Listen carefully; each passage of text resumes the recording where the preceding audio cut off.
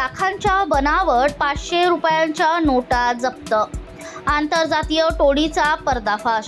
स्थानिक गुन्हे शाखेने केलेल्या धाडीत 500 रुपयांच्या रंगीत छायांकित बनावट नोटांचा मोठा साठा जप्त करत आंतरजातीय टोळीचा पर्दाफाश केला आहे.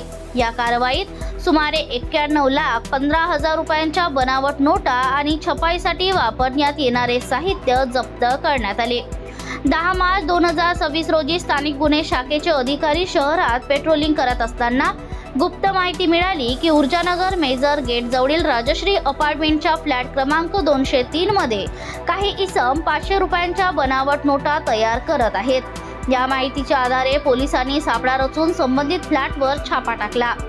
फ्लॅटला कुलूप असल्याने मालक सुमित कालीपत पॉल यांना बोलावून पंचाच्या उपस्थितीत कुलूप तोडून झडती घेण्यात आली. झडती दरम्यान बेडरूममध्ये 10 बॉक्समध्ये 500 रुपयांच्या हुबेहूब दिसणाऱ्या रंगीत छायांकित नोटा तसेच इप्सन कंपनीचा कलर प्रिंटर व इतर साहित्य आढळून आले. पोलिसांनी सर्व मुद्देमाल जप्त केला. या प्रकरणात मध्य प्रदेशातील रतलाम जिल्ह्यातील पंचेड गावचा रहिवासी शुभम दिनेश नागर वय 26 वर्ष याला ताब्यात घेण्यात आले असून त्याच्या विरुद्ध दुर्गापूर पोलीस ठाण्यात भारतीय न्याय संहिता 2023 अंतर्गत गुन्हा दाखल करण्यात आला आहे. पुढील तपास दुर्गापूर पोलीस करत आहेत.